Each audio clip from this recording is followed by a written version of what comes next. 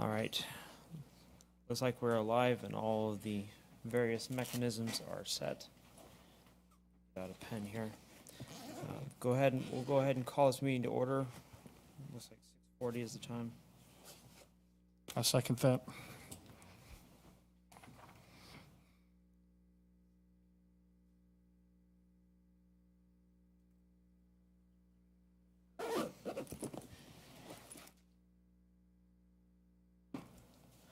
All right, we will start with the pledge.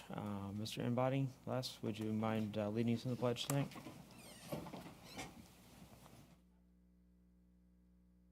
Pledge allegiance to the flag of the United States of America and to the republic for which it stands, one nation, under God, indivisible, with liberty and justice for all.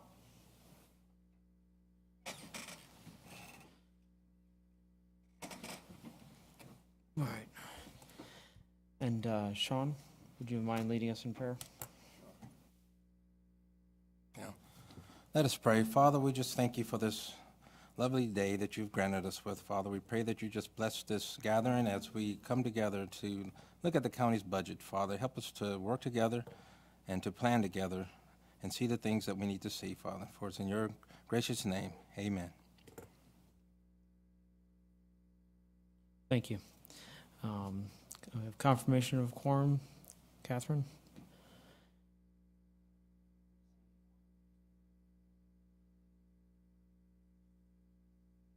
Yes. We have quorum. We have one alternate sitting in, and we have 5 regular. Correct. Okay.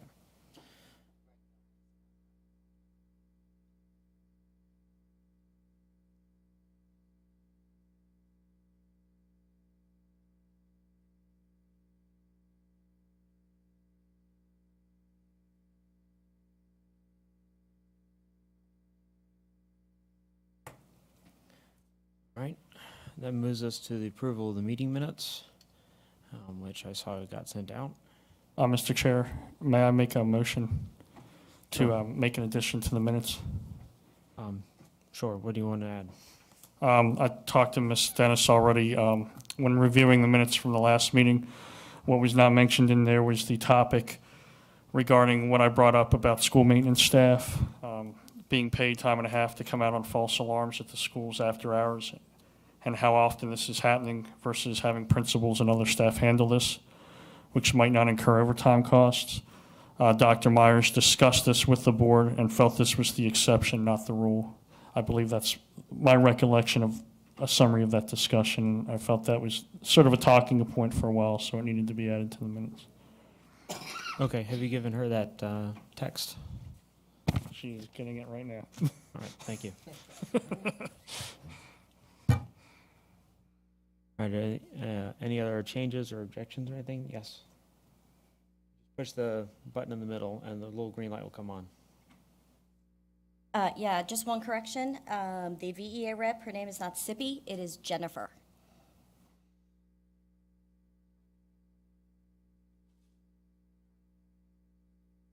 That's how she signed in the previous time, when she signed in.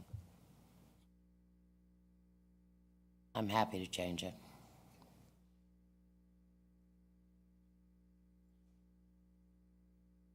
This video is going to have a long section of really weird audio as we try to figure out these buttons. All right. Any other changes? All right. Can I have a motion to approve the minutes with the change, the 2 changes that have been added? I second that motion. I need a first motion. Oh, I'll make the motion And I to second approve it. the minutes with the amendments. And I'll second it. Thank you. All in favor? Aye. Opposed? Thank you. John seconded it.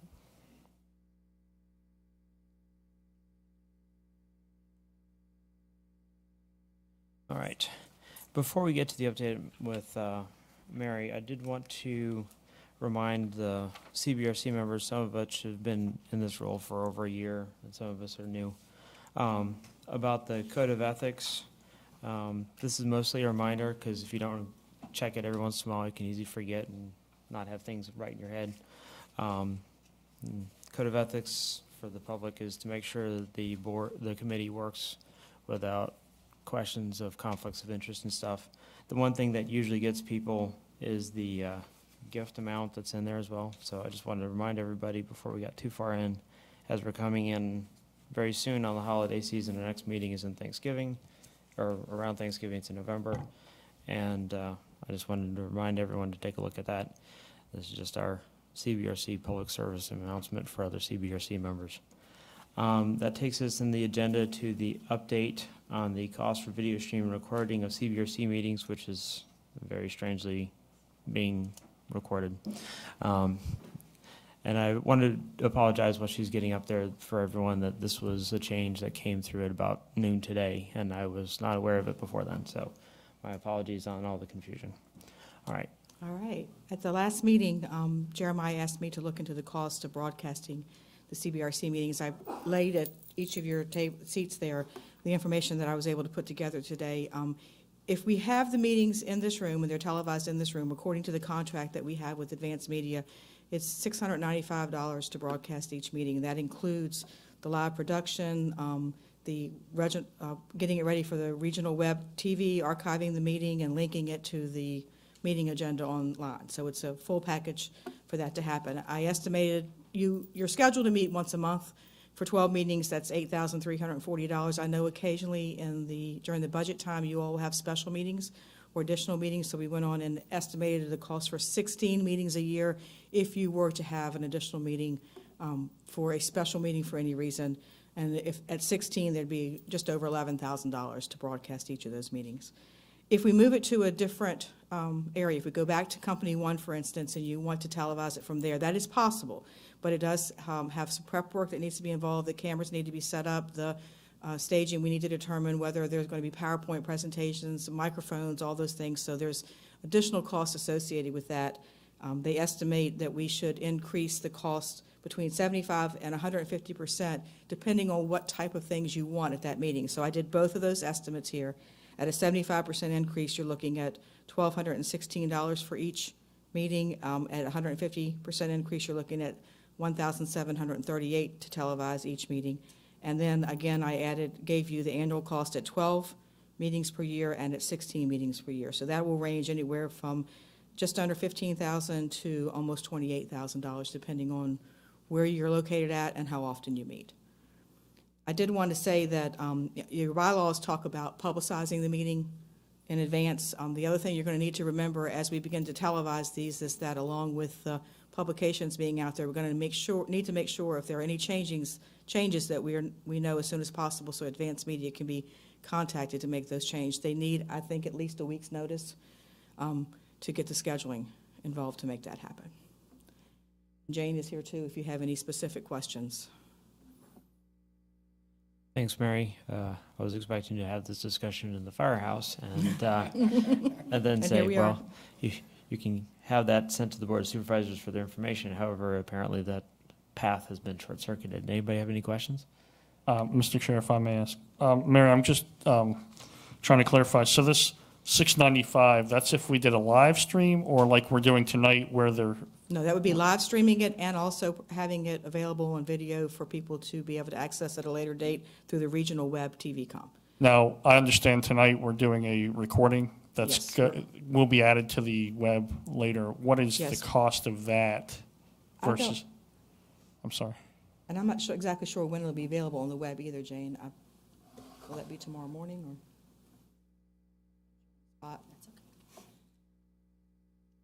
Thank you for the question. Just the cost, the $675, provided the meeting is held in the boardroom where we have everything set up, is the $675. That includes a live production. It includes the taping of the meeting, and it includes adding it to regional web TV. Usually that's available within 24 to 48 hours, usually closer to the 24 hours. If you have an agenda, they will begin to link your agenda items to the video, so someone can click on the agenda and go directly to that section of the video. That's what takes the extra time to get there, but all that's included in that cost as of right now. So what we're doing tonight, it would be that That's $695. Is it 690? 695. Yeah, okay. 695, I'm sorry. Okay, yes. so even though we're not live streaming it tonight, that's the cost Correct. we're talking about Correct, now? yes, Okay, yes. Okay. thank you.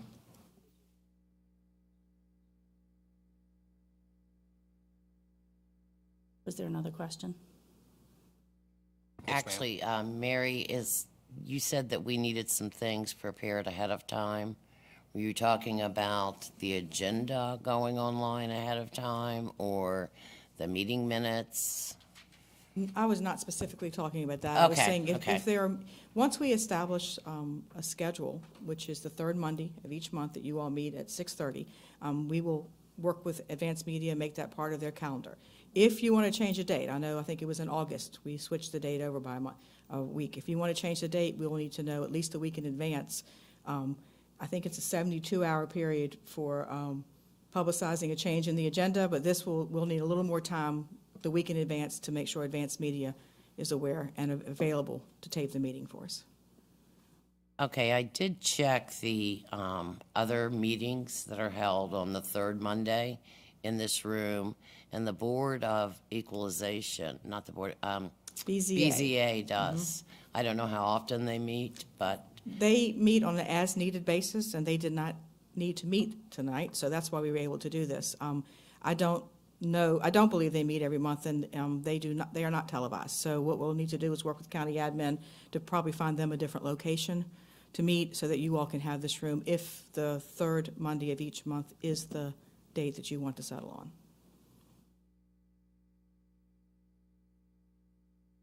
Hi, Les Money from Berkeley District.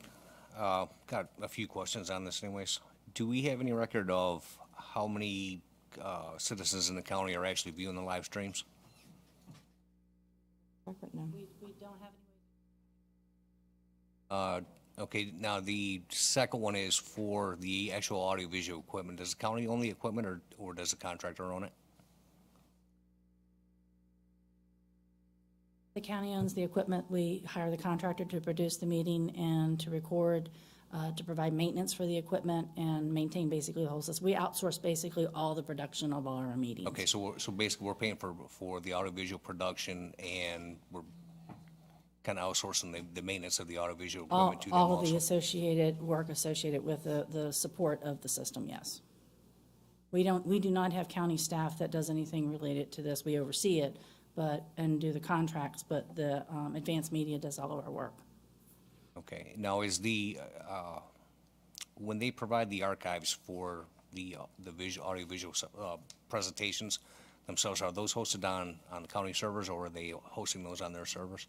They're hosted actually on their servers. Regional Web TV is an externally hosted server, and they store those for us and record. They do multiple jurisdictions. They do the school board, they do Spotsylvania County Board of Supervisors, the Planning Commission, and do a couple other jurisdictions. They do Fredericksburg, Stafford as So well. one in Fredericksburg. Right, and so we got the benefit of the consolidation with other jurisdictions to get that best cost. Okay, do you still have the original solicitation that went out? We are actually a cooperative procurement of Stafford agreement. They're the ones who RFP'd out. The contract is up for renewal, I believe, the end of this period. So one of us will be RFPing out, whether it be Stafford, Fredericksburg, or Spotsylvania. We usually work together to do that. Okay. Okay, thank you. Oh, one last thing, Jane. Sorry. Didn't run fast enough. With I think you probably see where I'm going with it because I'm trying to figure out what we have for. I mean, what are they planning for throughput, download, stuff like that? I can get a good idea going back through the historical records, seeing how many meetings. But if basically, I guess what I'm trying to figure out is if we would have an idea of how many customers in the county that we have to serve, and based on how many people are actually viewing it, I mean, that's really what the dollar cost should come from there. Well, I think what's important to recognize is that we have multiple areas of broadcast. We are broadcasting on Verizon, Cox, and Comcast, so they'll be on those various channels. So if you are a cable service customer, you can tune into whatever channel your respective service provider airs this broadcast on and watch it on TV. You also have the ability to go onto the regional website. You can come to the meeting, come live. And then I think that's pretty much it. So we can probably, I can check and see if we can get some statistics on the website of it, but we have a whole customer base that watches actually live, believe it or not, on our channels. And we know when we have problems based on the number of phone calls we get when something isn't working. And we get a number of phone calls. So we're fairly confident there's a pretty large user base. But from the TV side, I can't give you any Right, there's figures. no way to quantify that. No, there's nothing to measure that. We'd have to get into the Nielsen ratings and stuff to be able to begin to measure, and that's all based on who they talk to. So, I'm not even sure we'd have a rating high enough to be on the Nielsen rating. precisely. I'm sorry to disappoint you, but probably not. With But the, it is well watched. We believe that a lot of folks Well, I watch. watch quite a bit myself.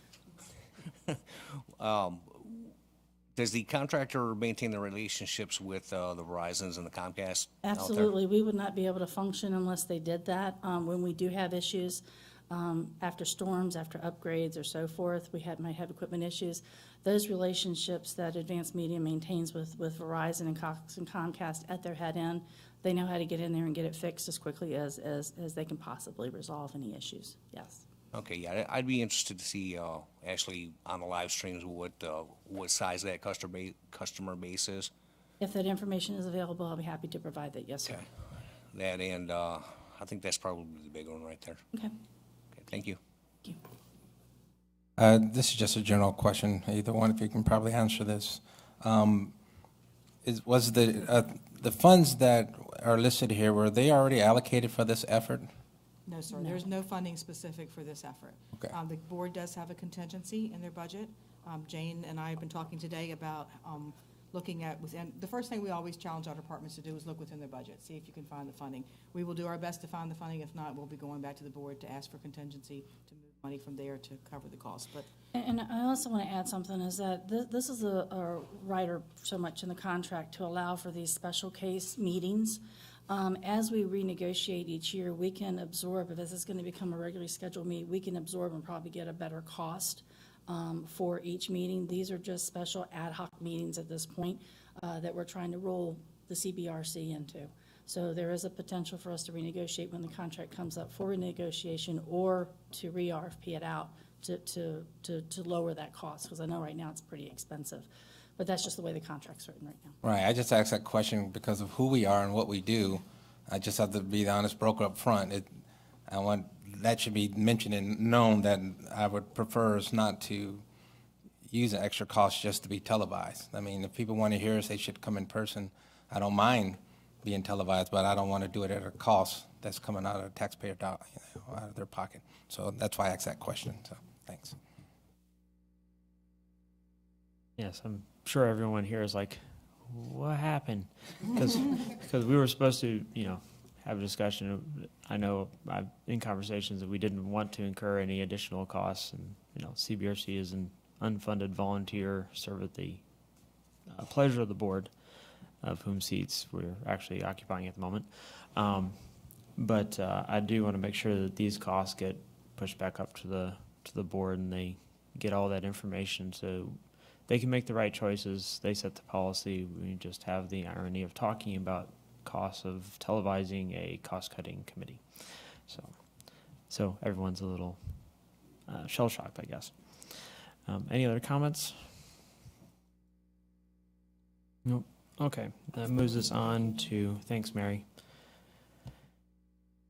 That moves us on to school discussion. This is just to kind of wrap this section up. I wanted to make sure everyone had a chance to look at the comments that Dr. Meyer had sent out in an email about a week ago.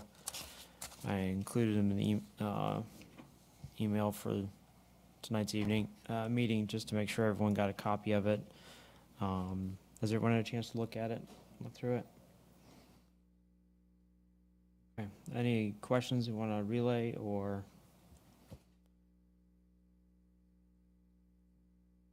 All right. That just moves us on. I just want to make sure we cover this information. We did have last minute update. I'm Yeah. sorry, Jeremy. Go ahead. I think they answered it very well. I would like, due to our prior conversations, and we were talking about the free tuition for the teachers that were talking here, And I believe I brought up at the last meeting, it doesn't necessarily have to be a black or white issue in terms of do we do it or don't we do it.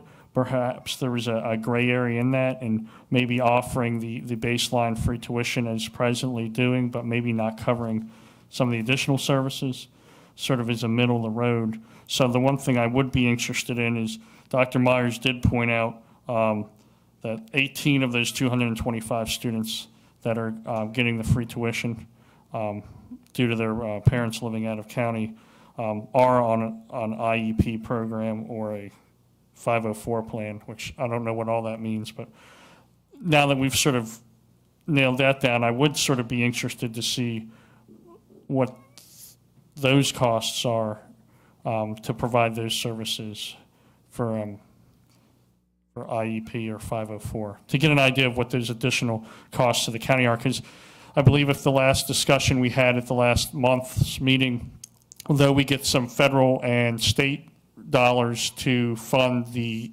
actual positions for the students, I don't think there's some of those resources when you're dealing with some of those other programs. Am I remembering that incorrectly, or I'm sorry, I got somebody from the school board that can come on up and.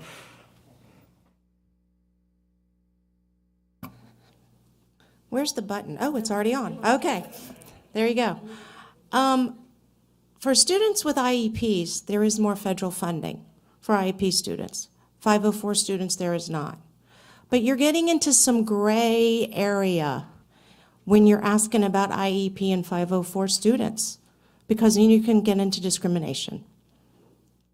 So when I saw that question, I was concerned. You should not be asking that question, because it is a discrimination that is the ADA, Americans with Disabilities Act, IDEA, the Rehabilitation Act. There's a whole bunch of law, federal law, that deals with disabilities. So I think that the Cbrc should maybe steer away from asking those questions, because they are students of Spotsylvania County, and that's all that matters.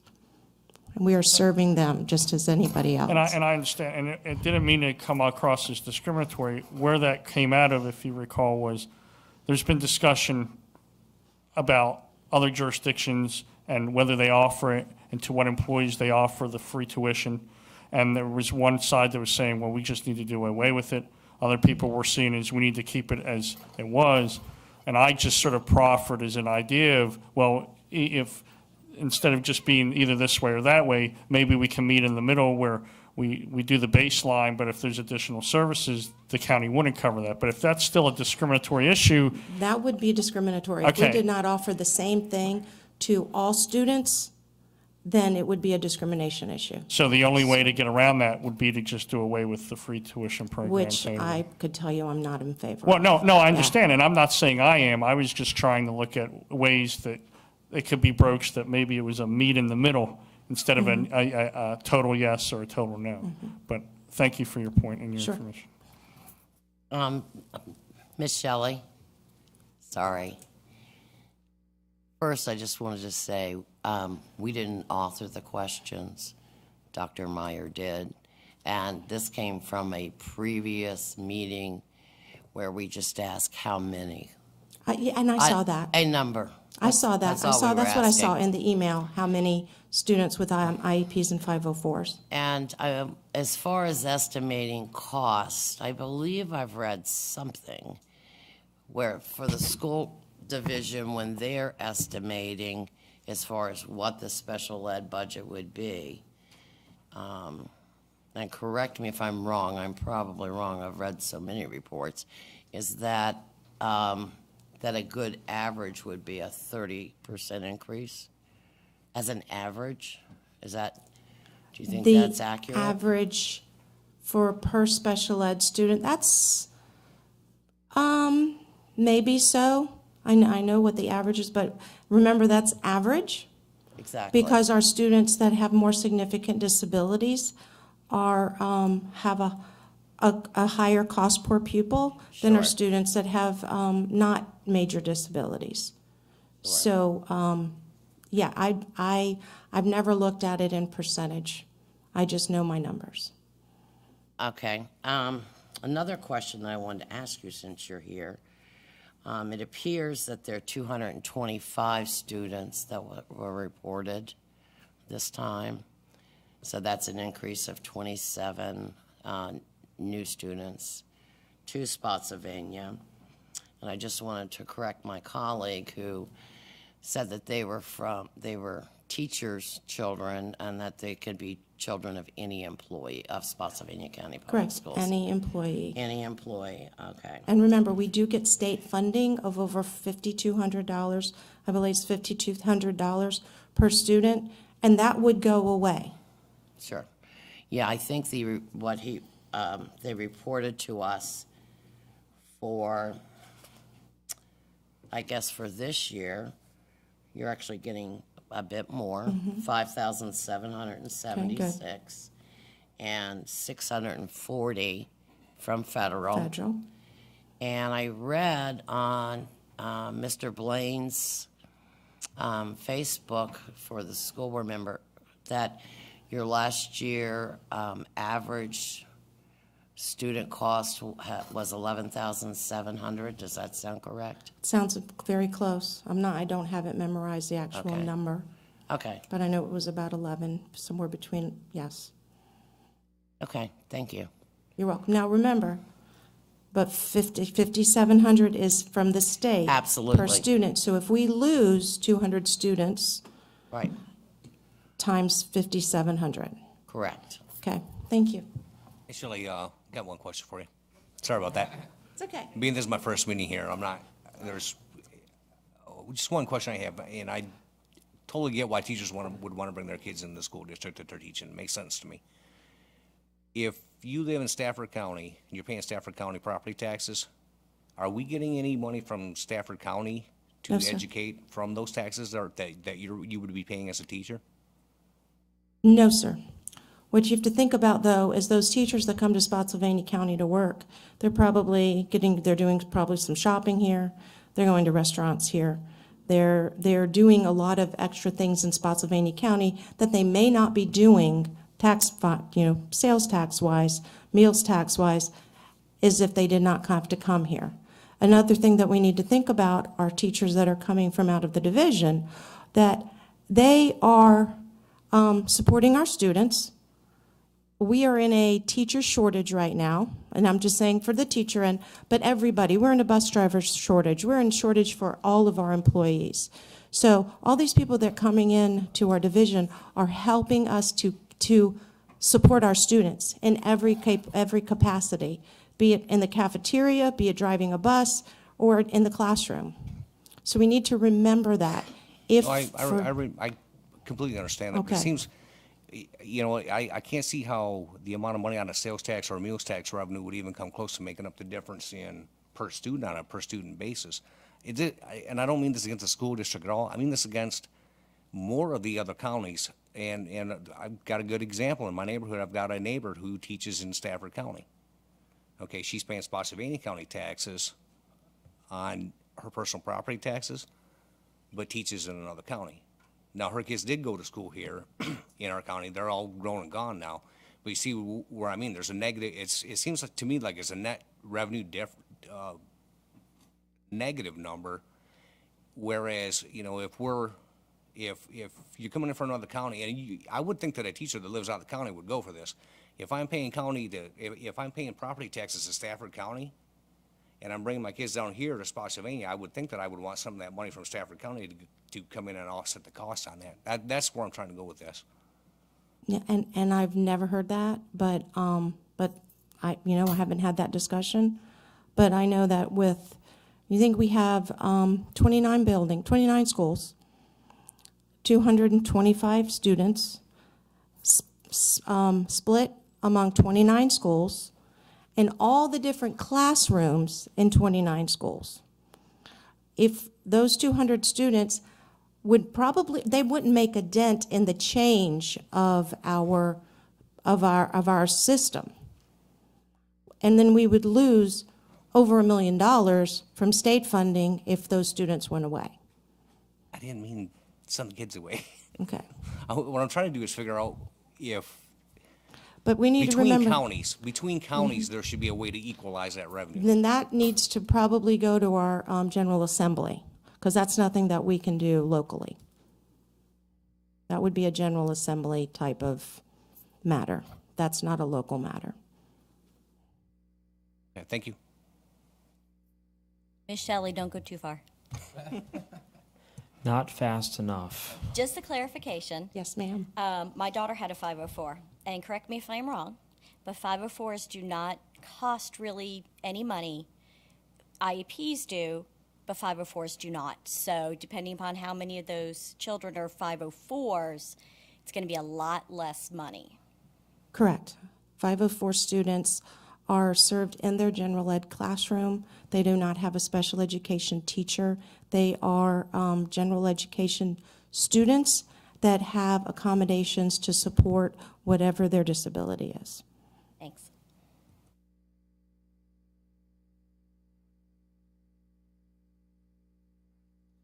One moment. I'm using my handy dandy calculator here.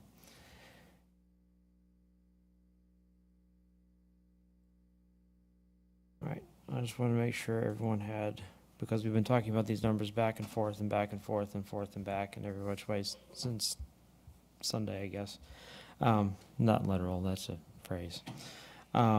So for those interested in just what the numbers are, the amount for 225 students from the state comes out to be at 5,776, comes out to be 1,299,600.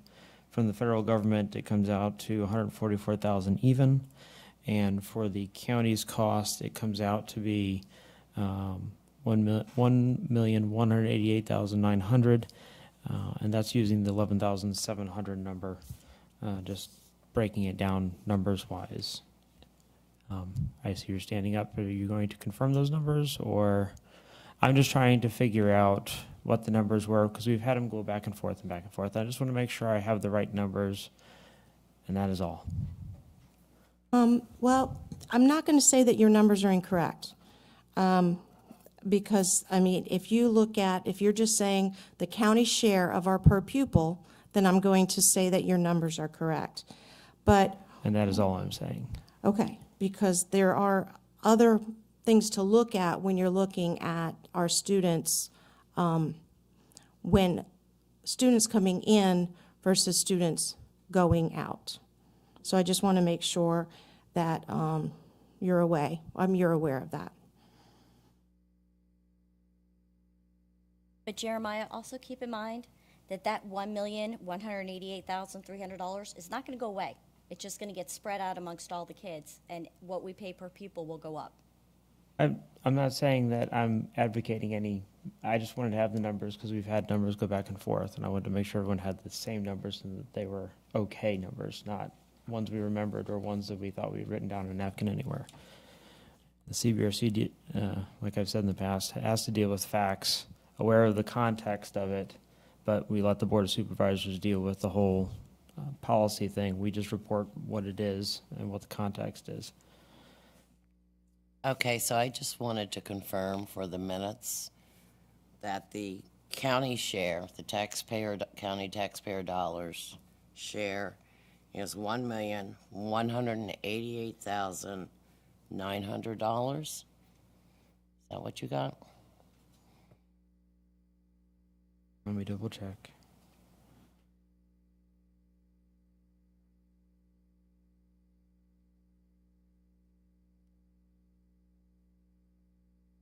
I got 1,188,900. Is that correct? Yeah, that's what I wrote down. Thank you. It's easy enough to make an error with your calculator.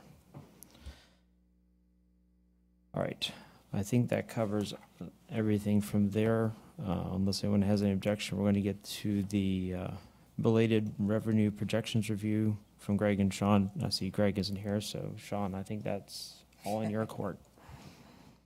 Okay, I wasn't able to get with Greg, but looking into the different tools that's actually out there for us to look at, I was able to pull up several pieces of information which I actually handed out to each one of you. You can review this at your leisure. I put some summaries out there that tells you where they get the revenues from the 6 different areas. You also have in front of you the I forgot my reading glasses, so I can't even read my own documents, but the revenue detail, all funds, like we were just talking about, the funds for the special education, that's actually in the 2 spreadsheets that you guys got. It's actually listed in there, and it breaks down where the different costs of the revenue actually goes to total up to the 316 million that they have for FY18. The other 2 financial executive summaries you have gives a layout all the way back to FY13, and you can see how it's broken out per the different functional areas. And I didn't see any major things that really stood out. I thought the school board did a good job of really, I actually learned by going through each one. It showed me where the funds were going, how they got it, and then they began to show you where the funds were going. And if you look at the summary that they put out for the budget, it's actually talked about in here as well. Because I know we're supposed to peel the onion back, so I kept peeling and I kept finding.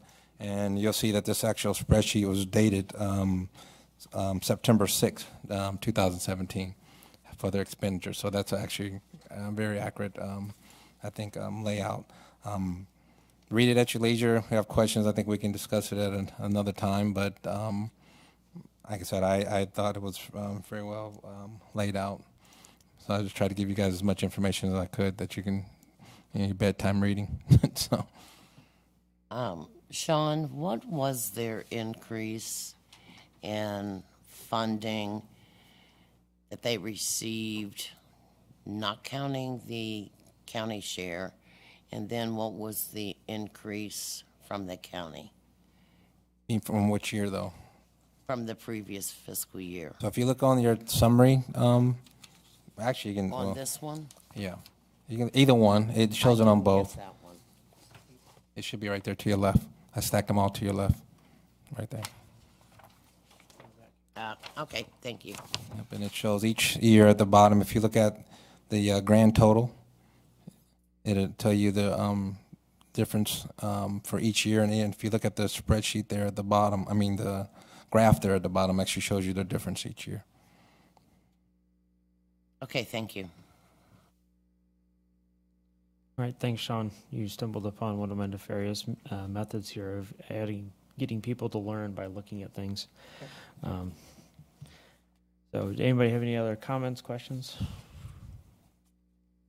Okay. So that moves us on to the next one, which is kind of, it reflects the 2 parts that I was trying to do with this review of the school budget. One, what are things we want to highlight, if any, or things we want to think about? For those who looked ahead, we also need to discuss about suggestions for the Board of Supervisors as they go into the budget season, which is pretty much now through April-ish.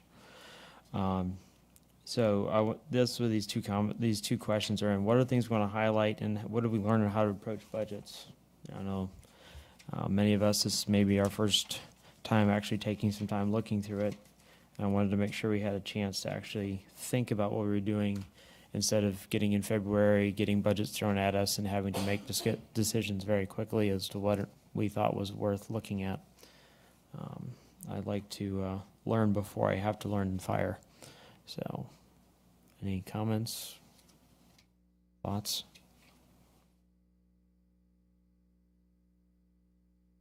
I think it was good that we broke it up the way we did. I think it's still a behemoth of a budget just by the nature. So, I think a little bit of what we've done will help us, but I still think we have a ways to go just in general. It's a huge, how LaShawn and all them keep track of all this stuff, it just amazes me because it is amazing the number of different facets to the school budget that there are. So I think it's helped us out. but I think we still have some work in progress to really understand everything. And I think it's going to take a while, so. Everyone, I think because I've been doing this, I guess, 2 years now, looking at the school budget. I think we do have to realize that there will be an increase. It doesn't have to be a substantial type increase, but there is always some type of increase, and I think that's across the county that we'll see increase. And we have talked about this. I do like how we split up the different facets of whatever area that we're looking at, and I think if we continue to do that, we can probably broaden our search a little bit more now that we've kind of start getting a little bit more idea of how to kind of look at these things, and with some guidance from the Board of Supervisors or whatever, how they want us, what they may want us to look at, or where the citizens may want us to begin to look at, since we kind of did start learning how to peel the onion back pretty good. I mean, I think, and now we can broaden it a little bit more, and we'll not have to be as detailed, I think, as we are in certain areas. But I didn't think we were going to venture off into another area. But I have heard folks say, well, how come we're not covering this area or that area? Well, because it's huge, and it's only a handful, so many of us, and we do have our day jobs. So I think if we can keep sectioning off and keep looking at it, what I found was already done. Pretty much, I looked at it to be able to make sure it all fit as it went through each fiscal year, and I was looking for gaping, holes, and there were none. But there was an increase, but it wasn't a substantial increase that we didn't already talk about. So I was like, oh, then it was. So just that helps.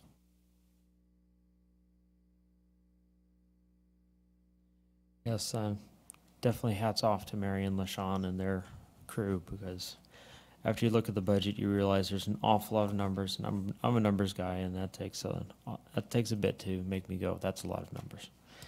Any other comments? Okay. Well, I just wanted to tell you that I was contacted by my supervisor, Tim McLaughlin, and he would like us to present at the next Board of Supervisors meeting.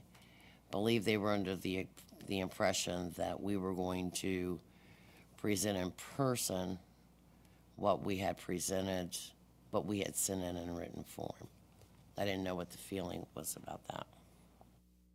Yeah, and that's kind of the next budget or next agenda item, so I'm just going to slip to the edit unless there's an objection.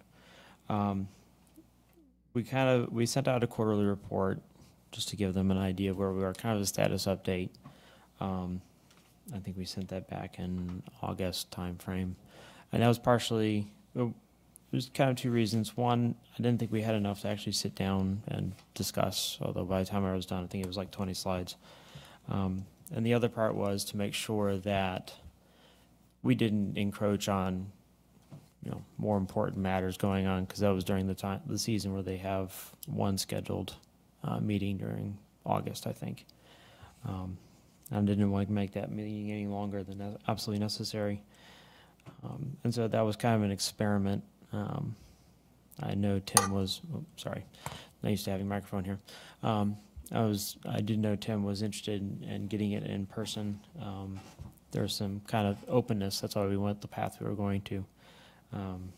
We are kind of in a new quarter, so I was trying to figure out if we wanted to do like a quarterly report and in person coming up, or when the time frames were. I wasn't sure when they had in mind to have us talk. Next week is probably too soon, reasonably speaking. Next December may be too late, or in coming December, so I wasn't sure what we wanted to suggest and what we wanted to do for that. That's why I have it as a budget or as an agenda item, just to make sure we get it all squared away. If I can add to that, if dealing with the towing advisory board and grants and putting stuff before the board, and Mary, yell at me if I forget this wrong, but when you want to get something on the agenda, it's not a week in advance. The agenda wrap-up for the Board of Supervisors meeting is it's the Friday a week and a half prior to the board meeting, I believe, is it not? So if that's something we want to do, we're going to have to make that decision probably 2 to 3 weeks prior to that board meeting we want to present at, because then it has to be put on the agenda wrap-up, and then someone would need to go to the wrap-up session if there's any questions. I don't know if the county attorney's office could take care of that, or whether we would have to have somebody from the board or something there for that. I know when we're dealing with grants or towing advisory, we generally have to supply someone at the agenda wrap-up in case there's any questions from the county administrator on what's going on. So it's not something we can just sort of, next week we're going to do it. We're going to need to get it on the calendar a few weeks in advance. Yeah, that was my assumption. I just want to make sure we both have the time to figure out what we're going to say and to actually parse it and get it straight so we have a unified set. Well, then I would suggest, this is at the request of a supervisor. So, and I think it was specifically about, I think several of them would like to ask us questions about this written report. So I'm not sure it's a new report that they would want. Okay, that's, So, I mean, if you want to contact him, I guess if he wants it on, does he get it on, Mary? Is that how that works?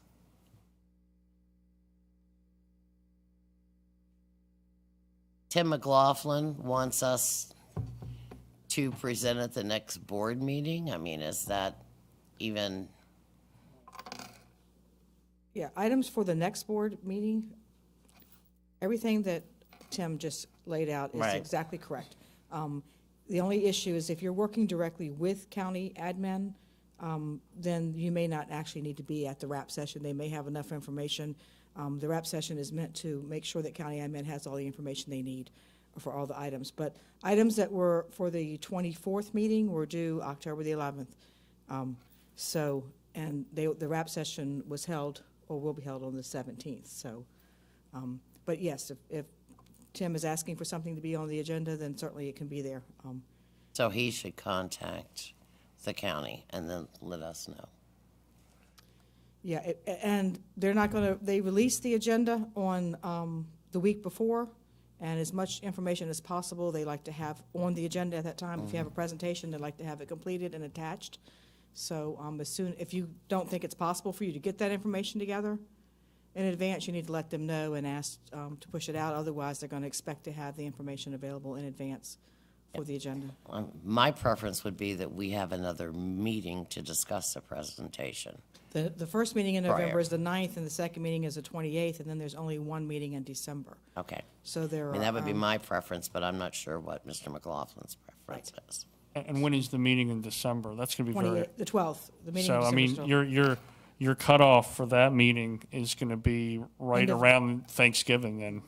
Yes, So if we don't meet till the third Monday, the cutoff to get it on that board in December is going to be before Thanksgiving, because they'll have their agenda wrap up before the holiday break probably, won't you? it'll actually be after. It'll Okay, be- they'll do it after, so, just, that's fine, just putting it out there, so.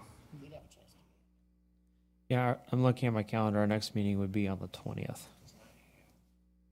So it would need to be on to the board, like the county, the beginning of that next week, so. Right, so we typically, for the December meeting, according to the county admin's calendar, you have to have everything submitted by the 29th, and the agenda wrap is the December the 1st. And then they release it on December the 5th. And at the time they release the agenda, they prefer to have all the information attached. Any PowerPoints, any presentations. Which is all the more reason for us to figure out what we're going to do tonight, and then we'll have a month maybe to figure it out. So it sounds like I need to contact Tim to find out what he's expecting. But I do want us to at least discuss what type of suggestions we want to have, because they probably would like us to update what we had in there, is my guess. To add suggestions for the upcoming budget cycle? Yeah, stuff for them to look at to. Okay, well, I can tell you two things.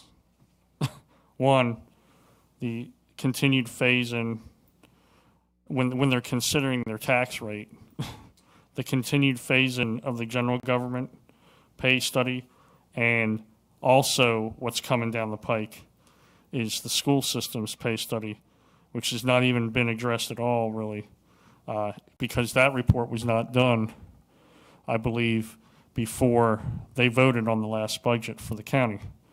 So as much as we like to hold the line on things, there's going to be a lot to address that then we need to keep an open mind on this next spring, because we're going to get it twofold from general county government and the schools. You know, you won't find any disagreement from me looking at the numbers. But I think that's also where we have the comment that, you know, maybe find some savings before expenditures or whatever, but I don't know how specific we're going to be able to be in any of these cases. It also is a tax reassessment year. I believe, if I'm not mistaken, the real estate tax is getting reassessed. And there's been a big push in years past to equalize the rates. And inflation makes things cost more. So we want to make recommendations. We need to maybe convey to keep our minds open to doing some things we traditionally haven't done in the past to sort of meet the obligations that we have coming up.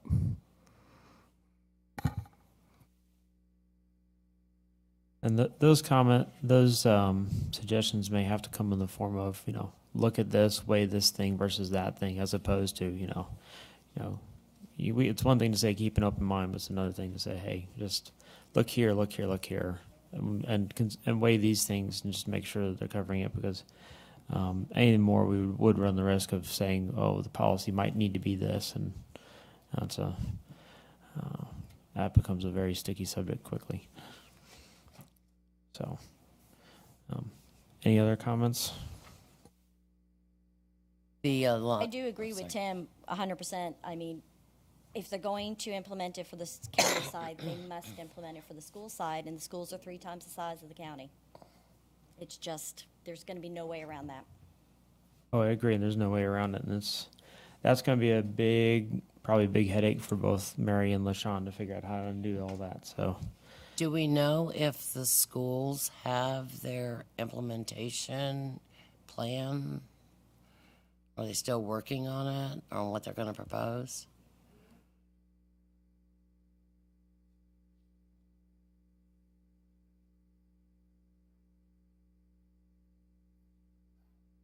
We're looking at it now. Our finance staff is looking at it. We will be having our first budget work session in November, I believe. And then that's where we will get a little bit more information on what they're looking at. And then we can start to just make our discussions based on that. I actually have a question off of that, and I don't know the ins and outs of everything, but so, and I want people to understand, we want to do what's best for the county, all right? And part of that is the schools, because you all are a big part of that. Is there any chance that as the schools are working through that I know Dr. Myers comes to some of our meetings, you also come to some of our meetings, that maybe we could be getting a heads up at some of our meetings?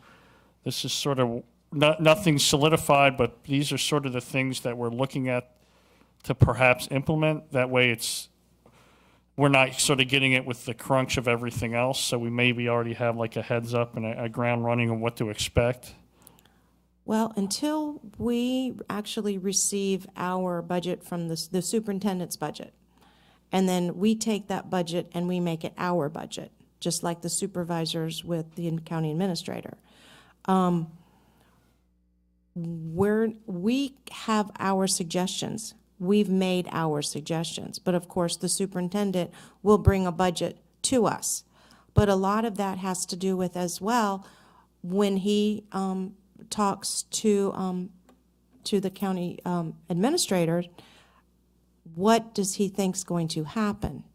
If he says you're going to get level funding, and that's what he has been told by the supervisors, well then our hands are, we're limited on what we can do.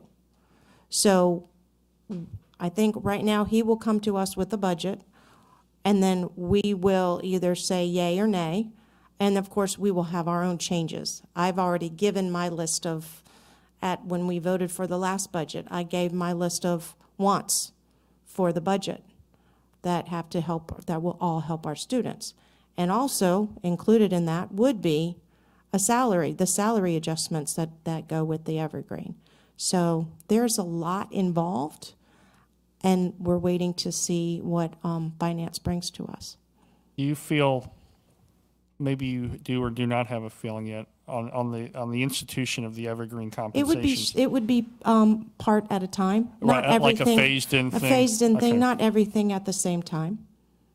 The only reason I ask is because that's what general county governments decided to do on the other end. Yes. It's a 3-year, well, as of right now, it's a 3-year plan. We're looking at, I think we're looking at phasing it in, and that's been my discussion, but of course, we haven't had our whole full board discussion with it as well either. So that could change. Anything else? Thank you. I think we all agree that we would like both the school employees and the county employees treated similarly, treated equally. And one thing that I would like to put in a presentation is that there is a comparison done of the benefits between the two populations, between school benefits, county benefits. A county employee cannot retire without 20 years of service. A school employee can retire with 15 years of service. So what we need to look at as far as, making it equal, or if that's in the best interest of the functions of the two bodies, and it may not be. But I think they do need a comparison, because both sides of the street think the other one's, getting a better deal. All right, I wrote that down as a comparison to look at. Might be useful.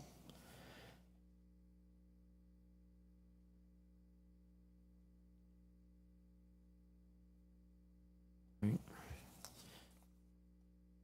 Any other comments? Thoughts? I know I still need to get back with Tim and find out what he's looking for. And I think what I'm going to suggest to him is to give us till November to kind of hammer something out, similar to how we did with the report, put something together and then talk about it and get it squared away. And that should allow us to give time to actually think about what we're doing and what we're presenting and how we're going to do it, and give us time to go through and cross-check it and make sure we give a good report. You had mentioned that he said he had questions, so if we can get those questions like before, then we can probably answer them. So. And that way we can get it to the December board meeting, because if I'm not mistaken, the first board meeting in January is usually when the county administrator has his budget presentation, isn't it? Oh, I'm sorry, it's a little later than that. Never mind. Okay. Sean, who are you asking about? Had questions? Are you talking about Mr. McLaughlin? Yes, because you had mentioned that he wanted us to come back and brief because the board had questions. On the written report that we've submitted. Right, so if we can get those questions. They want us, Just you mean answer 'em. prior to? They want live, ask the questions live, is that what they want? They want us there. Oh, no, we Yeah, can still yeah. come and present, but But that would only be one supervisor. I'm sure the others have questions also. They were not, apparently, they did not realize that we were not going to be presenting that in person. So we tried it, Jeremiah tried it, and You win some, you lose some. that's right. So I'll see if I can get from Tim, and I may ask Mark to just poll and see if there's any particular questions that they want to have answered, so we can have the answers up front instead of trying to do it on. Yeah, and then it's not going to be a restriction, but that allows us to have most of the major stuff out of the way right away. Well, and remember, if they have stuff we can't answer, that's for our next quarterly report to answer, so. Mm-hmm. Yeah, and that way we can have that list. You know, these are things we're going to answer by the next time, and that allows us to have a more productive discussion, I think.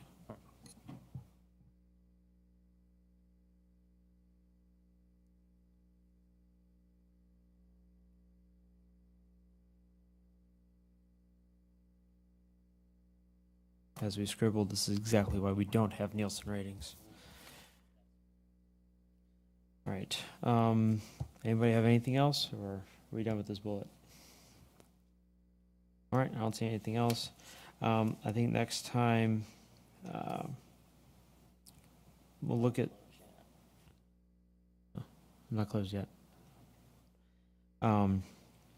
Next time, I think we need to look at the county budget as a whole. Now that we've done the school budget, and kind of look at the onion, see what type of peeling we can do. Mostly in preparation for the very up and coming budgets. As you said, you know, February 13th is when the county's got theirs. After the county and the school do theirs, we'll have 2 weeks to come up with our answer. And I want to have that thing. I want to know what onions we're looking at before we get there. Last year's frantic pace was not preferable. I don't think anybody was here for that, wants to repeat that.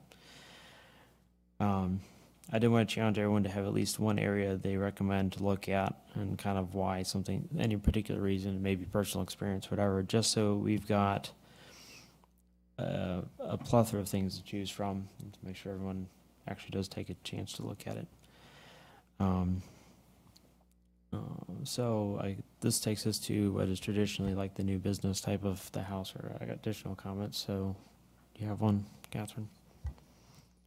Since our meeting location has changed, I would still like to go on a learning tour of FREM, which we're looking at next.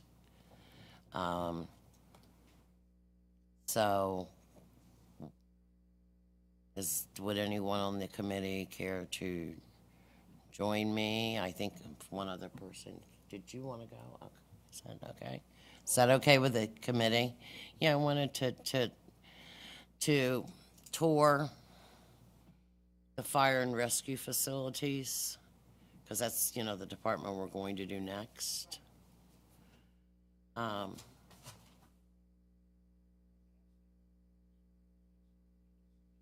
Taking you. I'll take my. There you go. We'll. Okay, so I mean, is that okay with everyone? And I don't think it's a problem. I'll come back with a report. If there are any questions that you can think of ahead of time, when we did the sheriff's department, we did send in questions, and we made a list of questions, and we sent them to Sheriff Harris and Major Wells ahead of time on specific stuff, so that they had time to give us the data. And then they came back the night that we discussed it to see if we had follow-on questions. I'm not sure that I'll have any questions for you beforehand, but okay. Thank you. All right. Yes. Can you hit your button? I think one thing I'd like to do is request from both the schools and the county what the planned IT hardware procurement is for the next budget cycle. All right. And not just dollars either. I'm kind of curious what type of equipment needs to be replaced, whether it be servers, whether it be workstations, laptops, etc. All right. So planned IT hardware purchases. Is that correct? Correct. I believe there is some of that is available, but having it all together may be beneficial. I don't know. If it's already available, it should be easy to put together. Let's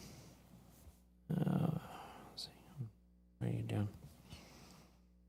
Les, would you be willing to go? I think it'd be very beneficial if you could meet with the school IT people and then meet with the county IT people. Would that be possible to set that up? Ms. Shelley, whenever it gets to that?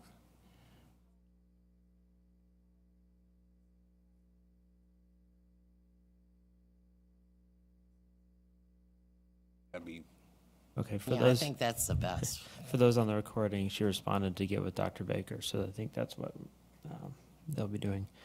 We have to remember that people back there won't be heard on our microphones. Another wrinkle in being in this place. All right, anything else? I believe this takes us to the last item on our, which is closed. Do I have a motion to close? You have that motion. And I will second it.